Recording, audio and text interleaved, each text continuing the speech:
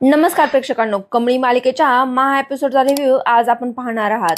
इकडे कमळीच्या आयुष्यात खूपच मोठी उलथापालथ कामिनीने घडवून आणलेली आहे आणि कामिनीने कमळीला रेस्ट्रिकेट करण्याचा खूप प्रयत्न केलाय, पण आता सगळीकडूनच कमळीला मदत मिळते.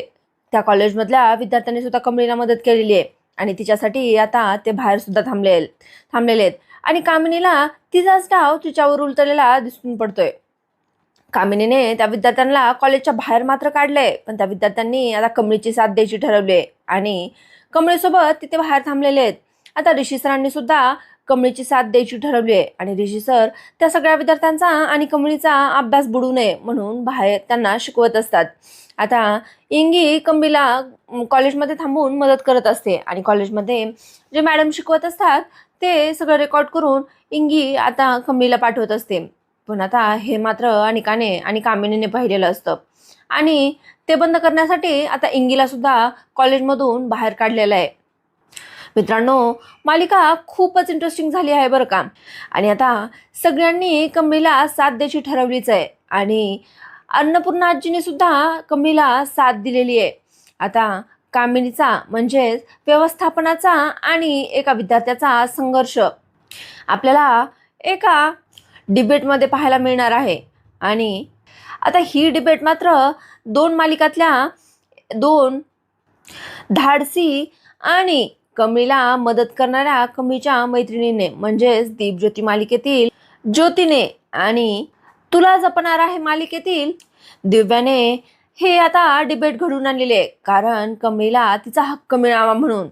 आणि त्या डिबेटमध्ये आता कमळीला आणि कामिनीला प्रश्न विचारलेले आहेत आणि कमळीला प्रश्न विचारताना आता कामिनीने सगळ्या चुका कमळीच्याच आहेत असं दाखवून दिलेलं आहे आणि कमळीला विचारलेलं आहे की कमळे, तू महाजनांच्या घरासोबत धोका केलास की नाही, आणि कमळीला फक्त हो किंवा नाही असं उत्तर द्यायला लावलेलं आहे आणि कमळीने या सगळ्यांची उत्तरं हो अशी दिलेली आहेत. आणि इथेच कमळी चांगलीच फसलेली आहे आणि आता कमळीवर मोठं संकट आलेलं आहे.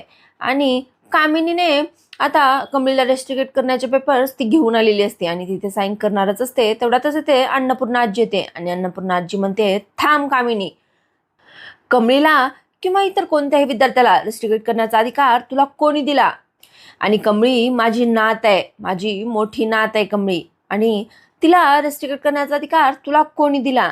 आणि तिच्या पर्सनल आयुष्यात तिने कशीही वागली तरी तिच्या शैक्षणिक आयुष्यात तुला दखल देण्याची किंवा कोणत्याही व्यवस्थापनाला दखल देण्याची अजिबात गरज नाहीये, असं म्हणून आता अन्नपूर्णा आजीने कमळीला रेस्ट्रिकेट होण्यापासून वाचवलेलं आहे आणि कमळीला चांगलं गाजावाजा करत कॉलेजमध्ये परत घेतलेलं आहे.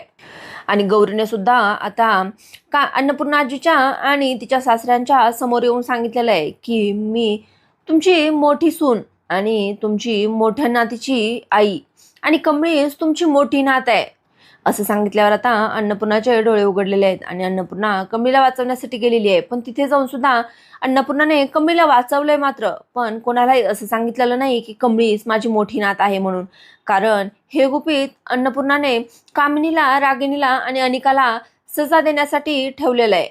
आणि अन्नपूर्णा आजी आता ह्या तिघींना चांगलीच शिक्षा देणार आहे आणि घरातून बाहेर काढणार आहे आणि सगळ्या प्रॉपर्टीतून सुद्धा बेदखल करणार आहे.